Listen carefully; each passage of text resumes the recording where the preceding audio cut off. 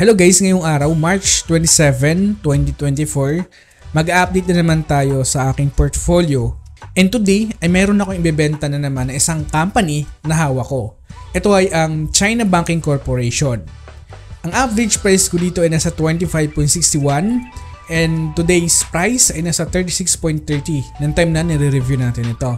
And aking total returns ay nasa 51% and 9.37% ay galing sa dividendo na binibigay ng company.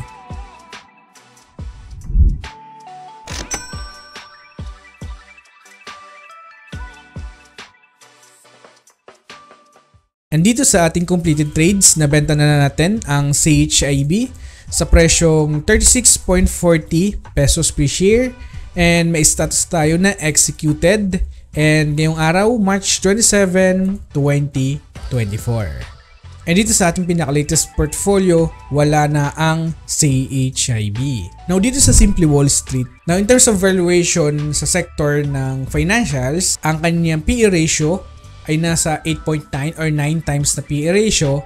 And ang forecast ng mga analysts sa kanilang growth rate in the next coming 5 years ay nasa 9% lamang din, no? Ito ay nasa moderately fair valued. Para sa akin, ito na yung tamang panahon para ibenta ang CHIB. Also, no, baka isunod ko na rin ang PSB. Titignan natin the next coming few days kasi pinag-aaralan pa rin natin kung isusunod ba natin siya. The number one reason kung bakit talaga binenta ko itong CHIB, not because of their financial, but because of our strategy sa ating portfolio. Meron naman nakita kasi ng mga stocks or company na potential na mas mabilis makakuha tayo ng returns kaysa dito sa company ito. Now, again guys, yung financials ng company ay maganda pa rin talaga and no need to worry on that, and also talaga maganda yung kanilang pinapakitang price movement. At hindi lamang yun, yung kanilang revenue over the past years ay talagang sobrang ganda.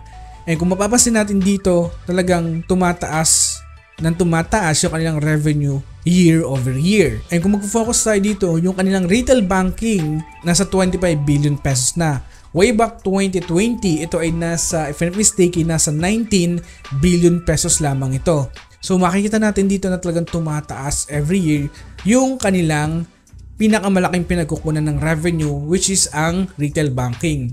And today ay nasa 47.4% nagagaling dito. Ay isa sa mga patunay kung bakit maganda talaga itong company. Mapapansin mo dito yung kanilang revenue umangat ng 13%, income 15%, and profit margin ay nasa 42%. The main reason lang talaga kung bakit ko talaga ito binenta today again ay because of our portfolio strategy na gagawin. And guys, kung gusto nyo panoorin kung bakit ko binili ito dati, way back 2 years ago, hanapin nyo lang itong Buy Alert China Banking Corporation or CHIB. Ayan. The reason why I created a video like this kung paano ako bumibili at paano ako nagbebenta para makakuha kayo ng idea kung paano ko kinakategorize, paano ako gumagawa ng criteria in order to have a story sa isang company na paglalagakan natin. Kasi yun yung napaka-importante sa pag-invest. Maliban sa patience ay meron tayong story na gagawin para magkaroon tayo ng matibay na pundasyon at matibay na konklusyon sa pag-invest dito sa ating merkado. So kung gusto mo panoorin guys, panoorin nyo na lang ito. Yun lamang muna guys, this is Peso Warrior na nagpapaalalang, invest wisely and see you on the other side.